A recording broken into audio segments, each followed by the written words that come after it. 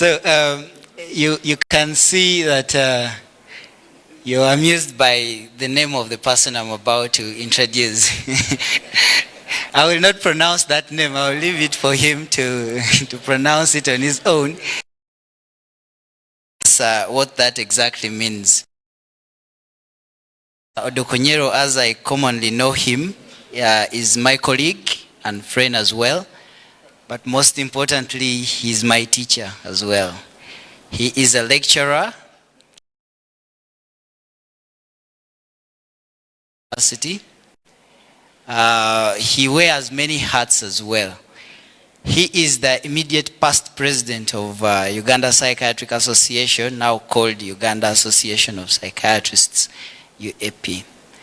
He also see his physique, that is an athlete, and he was a professional rugby player. But most important, so today, join with me as we invite Dr. Raymond Odokonyero. Let's join hands together to welcome Dr. Raymond Odokonyero to give us the keynote address for this World's Mental Health Day celebration. And please, that name, that is very difficult to pronounce. You'll talk about it. Thank you. Good morning, ladies and gentlemen. I hope you're not disappointed by the physique. You know, when somebody has set you up for failure like this, I think it used to be a lot better.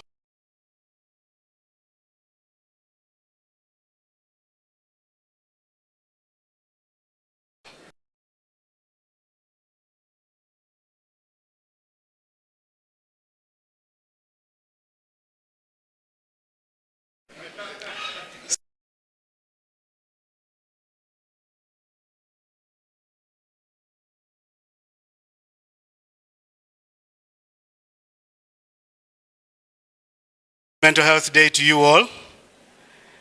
I am privileged to be here. The last time I had such an opportunity to speak at the World Mental Health Day commemoration was in 2014. And at the time I gave the keynote address on behalf of Professor Segane Musisi. I was filling in very big shoes at the time, and I had the luxury to say whatever I wanted, because at the time I knew that if you were to blame anybody, it was going to be the good professor himself. 10 years later, you've brought me back, and I'm sure you're waiting to eat me alive should I say anything out of place. Today I take full responsibility for what I will say, but if you know me, you should also know that I'm quite provocative. So if I should provoke you, especially mentally, please, let's settle the matters outside once this is done. So I thank you for honoring me with this invitation and for allowing me to give my ideas on what mental health as a right means. I'm so happy to be here to discuss a very important theme for this year. While I was reflecting on this theme, mental health as a universal human right, and our sub-theme as Uganda, my mental health, my right, I couldn't help but wonder, as mental health, is this a good thing? What does it even mean if the discussion today is about rights? Are we making progress? Possibly, yes. In what direction? Are we moving forward? Or is this some hoodwinking in which we are actually backtracking and not moving forward at all? So mental health as a universal right sounds like progress in a forward direction. And I'm happy to go through a few of the ideas that have come to me since. So, to discuss mental health as a right, as a universal human right, it's important for us to go one step back and appreciate what mental health is. And what it is, or what it seems to be, hence, or something like it, is that it's a living discipline. It's the everyday things that we do from the moment of our birth to death.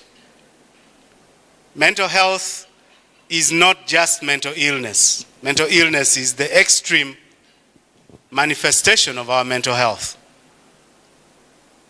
But oftentimes, we have put a divide between what is mental health and what is mental illness or mental disorder or mental disability. And it seems like these things are two sides of a coin.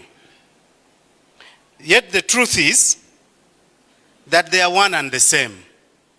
Perhaps like a pendulum, they are swinging up and down the pendulum.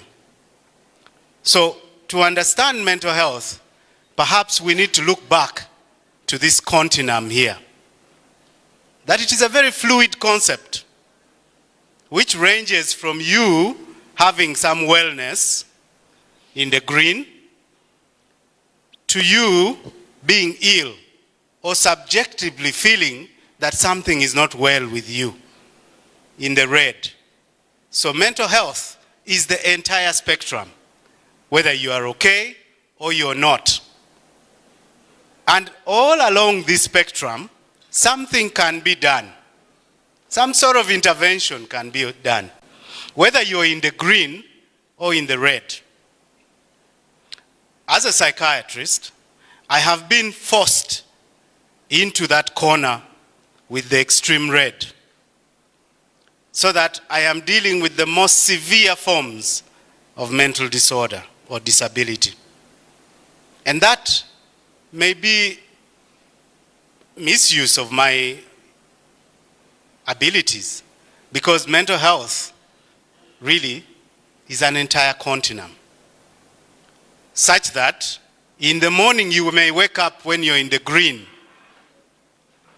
and that is before your loan shark calls you at 1. And now whenever your phone rings, your heart races. By evening, you're completely well seated in the red zone. And that is the nature of mental health. It is not a fixed position that you belong there, and therefore there is them and there is us.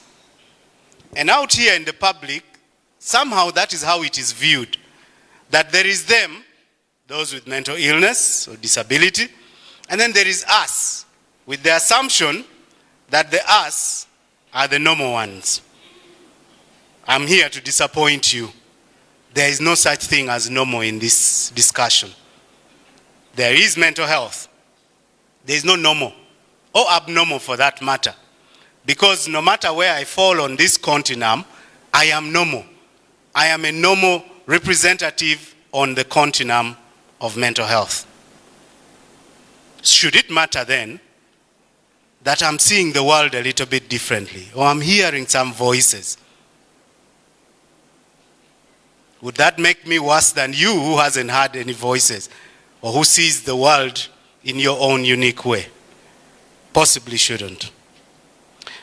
Before I get off this slide, I would like to just draw your attention back to that very screaming headline that most of you refer to these days. 14 million Ugandans are mentally ill. Up to now, when people learn that I'm a psychiatrist, the first question they ask me, so is it true? That's the first question. The second question, am I one of the 14? Now, usually my answer is very irritating to them, because my answer is usually that that is a total underestimate. And if you were to look at this continuum, you would understand that none of us is safe. That we are all on the continuum. As long as you have a brain, that is. So, to discuss mental health as a right, we must address the issue of what it is in the first place. In Uganda, what is very clear is that we've come to terms with what mental illness is and what leads to mental illness. At the extreme end of our continuum, in the red zone, we have studied that area very well. We understand it, what the symptoms are, what the signs are, how to treat it, what the prognosis. We've got that part to a large extent because we are still leaning on the biomedical model. The biomedical model says that diseases have caused some sort of lesion in some part of your body. And because of that, now you have signs and symptoms. And if you have signs and symptoms, then we should treat you. Now that's where my problem with the whole of medicine comes. Because medicine in its entirety teaches us how to identify things that will kill us. That's all. So it's trying to tell us not to die. The whole discipline of medicine. It forgot to tell us how to live. Because not dying doesn't mean I'm living. And somehow we are trying not to die. Don't eat that food. You might get cancer and die. If you don't jog, you'll get hypertension and die. If you don't do this, we are scared out of our wits. What should we eat? What shouldn't we eat? How much exercise is good enough? How much is not? So we are kind of in this game where we are playing hide and seek with death. And that's a little bit tragic, if you ask me. Mental health and psychiatry and all other disciplines that deal with the mind had come from a different premise. And that premise was to teach you actually how to live. We are not trying to tell you not to die. Unless you're very highly suicidal, of course. Please don't die. But otherwise, mental health is telling you, take a vacation. Go and sit with your grandmother and have a chat. Talk to your best friend. Take a cup of coffee. Just sit back, put your legs up. Now, when you come to our offices and we tell you that, you're like, oh my God, this doctor, how can they say that? I hope there are no people under 18 here. Because once in my private practice, the most logical advice I could give my client was go and have sex. And he said, what? What, doctor? I said, yes, go and have sex. Plenty of it, safely. It's shocking. It's shocking for him because all the hospitals are not telling you how to go and live. They're telling you how to go and avoid dying. Mental health is different. And that's our unique advantage over the rest of medicine. And something that perhaps we should talk about a little bit more. So because we have borrowed on the biomedical model, we have focused too much on mental illness and forgotten mental health as to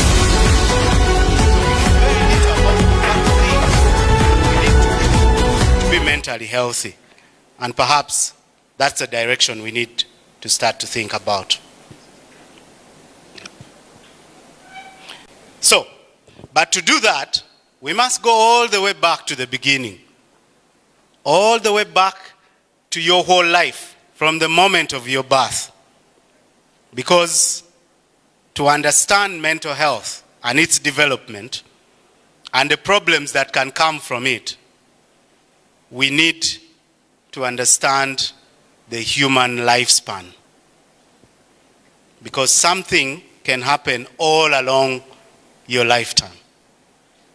All the way from even moments before you were born to even when your mom met your dad. Your mental health had started to come into play. And all through your life, something is happening, which is a normal part of living to you, that informs where along the continuum of mental health you will belong.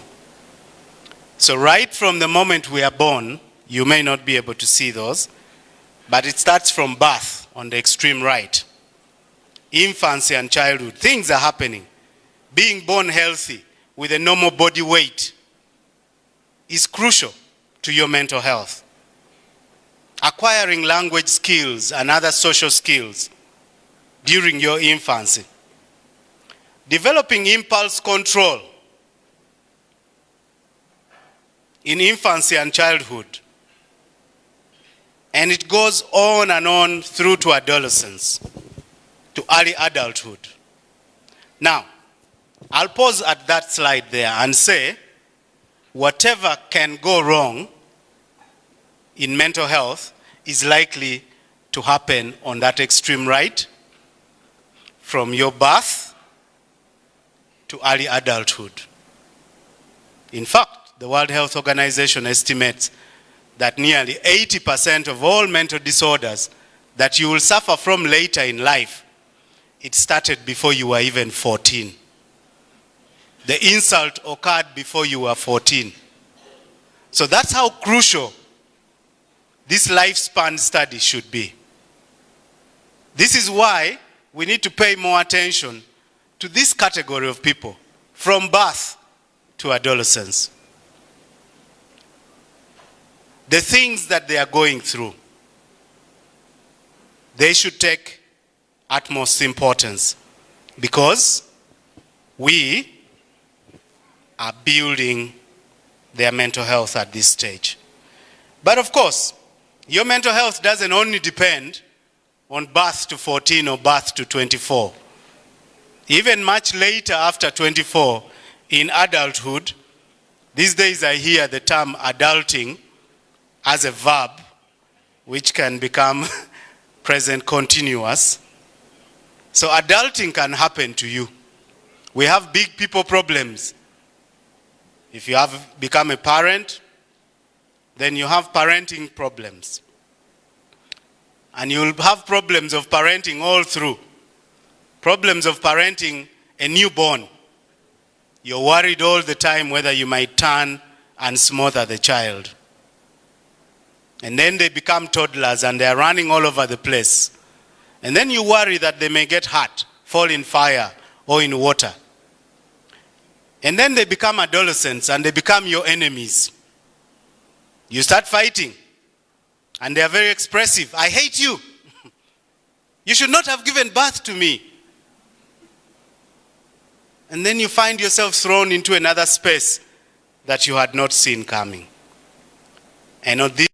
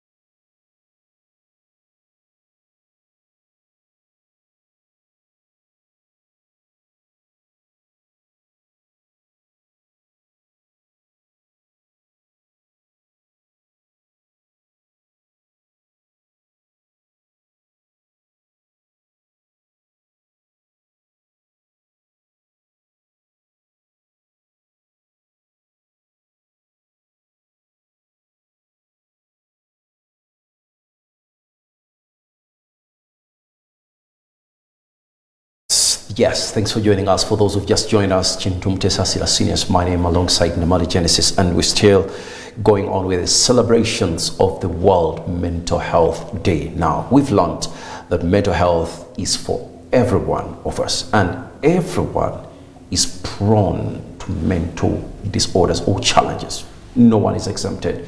Actually, the professors like if they go through statistics, they can check that mental challenges begin as little as 14, as a teenager, early teenage age, in puberty age. Can you imagine? So this is something very serious that needs to be given undivided attention. But also, one of the other things that he was talking about, and other players have been talking about, the partnership. We need to come together if we are to seize this humongous challenge. We need to partner together. It is you and I.